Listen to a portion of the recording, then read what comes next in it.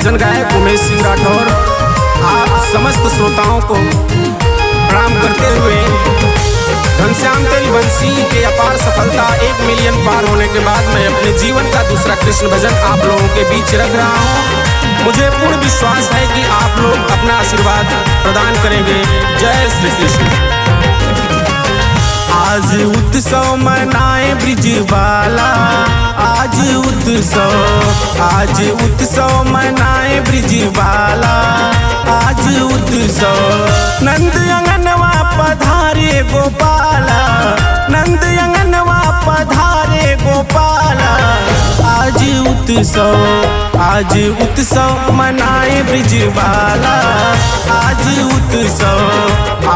उत्सव मनाए ब्रिजबाला, आज उत्सव।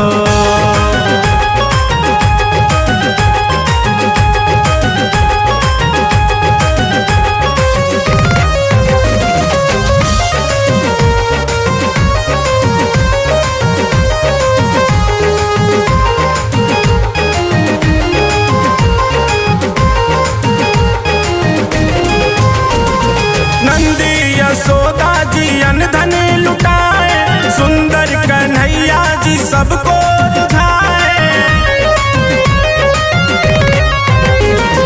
नंदी यशोदा जी अनधन लुटाए, सुंदर कन्हैया जी सबको लुभाए।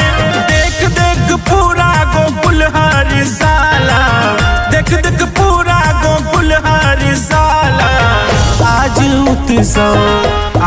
उत्सव मनाए ब्रिजबाला, आज उत्सव मनाए ब्रिजबाला, आज उत्सव।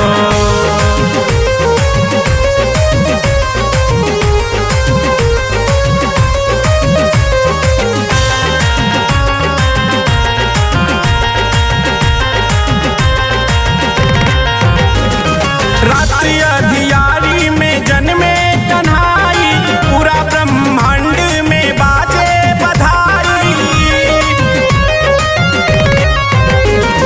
रात्रि अधियारी में जन्मे कन्हाई, पूरा ब्रह्मांड में बाजे बधाई। ऐसी है मूरत की सूरज लजाला, ऐसी है मूरत की सूरज लजाला, आज उत्सव मनाए ब्रिजबाला, आज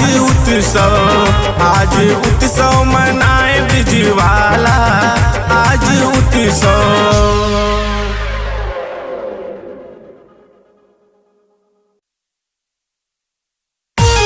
मैं भजन गायक उमेश सिंह राठौर आप समस्त श्रोताओं को प्रणाम करते हुए घनश्याम तेलवंशी के अपार सफलता 1 मिलियन पार होने के बाद मैं अपने जीवन का दूसरा कृष्ण भजन आप लोगों के बीच रख रहा हूँ।